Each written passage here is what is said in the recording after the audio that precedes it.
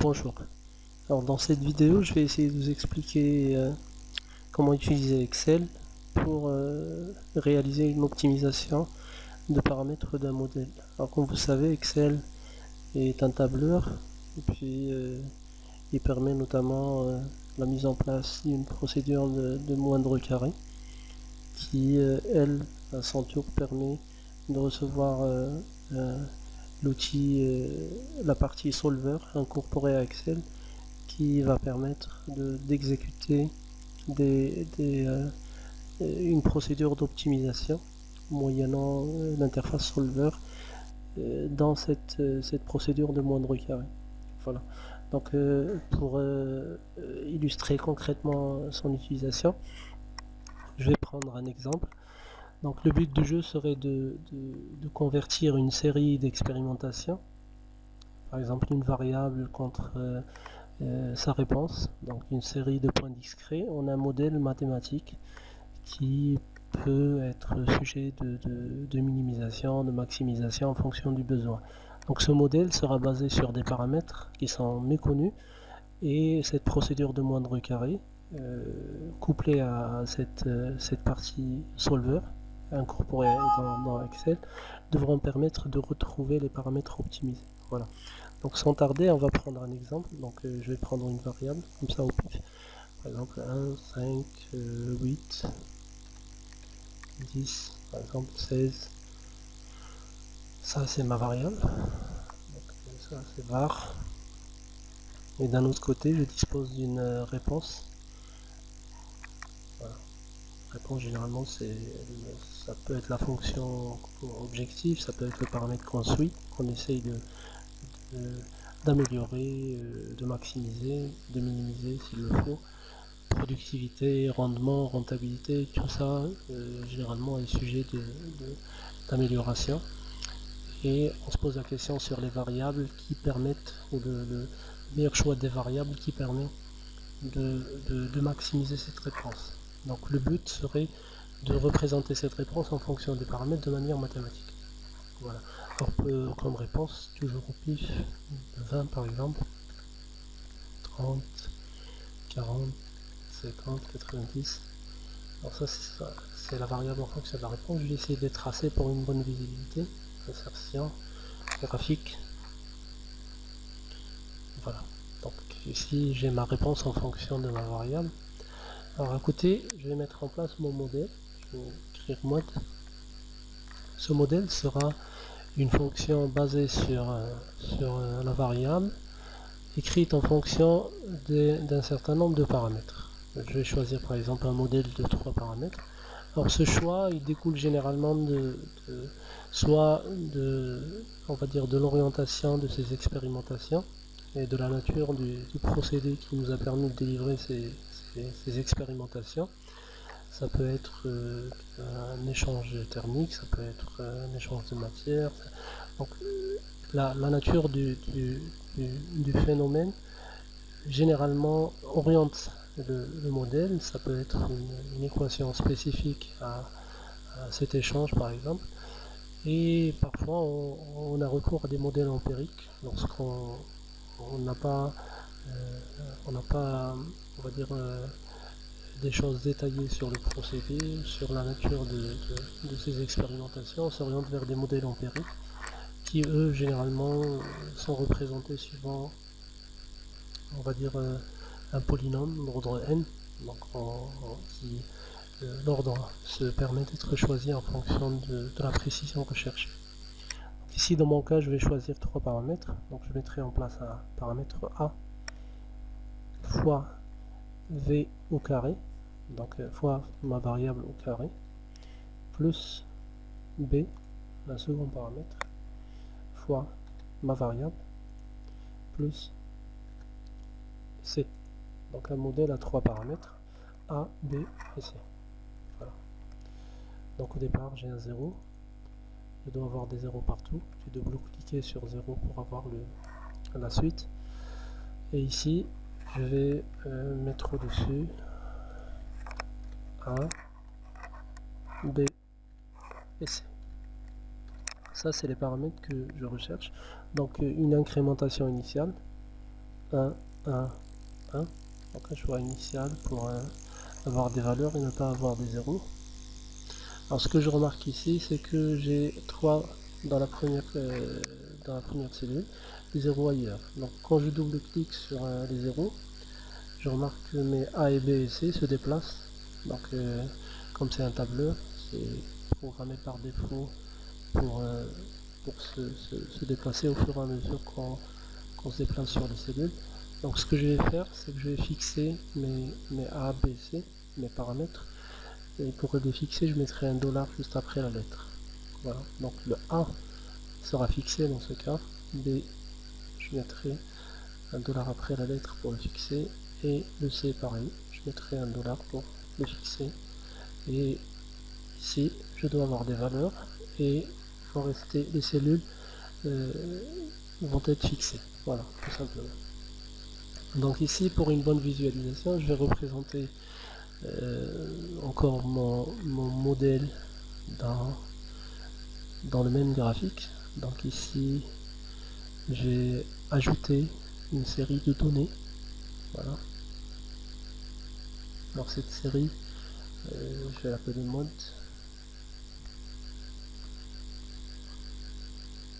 Attendez.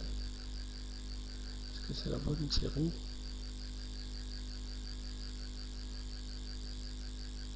Voilà. Je vais les rajouter.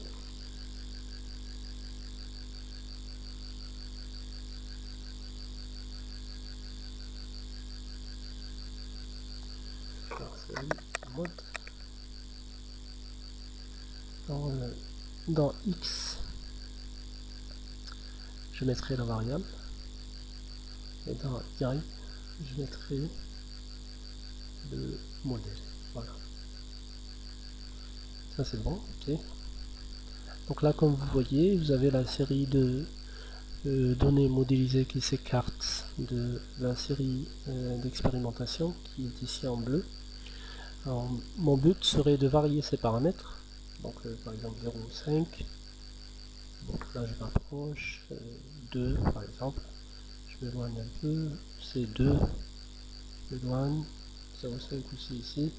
Donc vous voyez que si je commence à tâtonner sur les ABC, il va me falloir beaucoup de tentatives, certes, pour faire rapprocher ces deux courbes pour que l'expérimentation, pour que le modèle s'approche plus de l'expérimentation et soit représentatif. Alors pour mieux optimiser et pour mieux s'approcher et rapprocher ces deux courbes, je vais devoir mettre en place cette petite algorithme des moindres carrés. Je vais appeler moindre carré. Donc mon but serait d'avoir des écarts minimaux. Donc des sommations des écarts de chaque point qui sera minimal pour que les deux courbes se rapprochent. Donc pour ça, je dois avoir le modèle moins l'expérimentation. Donc je mettrai un carré. Puissance 2. Puissance 2 pour annuler inhiber, si vous voulez, la possibilité d'avoir un écart positif qui sera additionné à un écart négatif. Comme ça, deux courbes sous forme de x ne se permettent pas d'être représentatifs des trois paramètres optimum. Voilà. Donc le carré permettra d'enlever le moins, le négatif, pour qu'on puisse avoir une somme positive. Voilà. Donc ça, c'est les paramètres au carré, la somme de ces paramètres ici. Donc mon objectif serait de minimiser cette somme. Alors plus cette somme sera minimale, mieux vaut pour les deux courbes. Donc les deux courbes vont se rapprocher et les paramètres seront plus dans la zone optimale. Donc quand j'aurai des paramètres optimisés, je dois avoir une somme minimale. Donc ici, somme. Voilà. Donc arrivé à ce point, je dois normalement appeler mon outil solver, donc généralement il est au niveau de données. Alors s'il n'est pas là, c'est qu'il n'est pas, on va dire installé. Et pour l'installer, fichier, option, complément, atteindre, et vous l'avez ici, complément solver, vous le cochez, après vous mettez OK, vous devez le trouver ici, donc quelques secondes après il apparaît, après son installation rapide. Donc ici je l'appelle, ça c'est la fenêtre solver.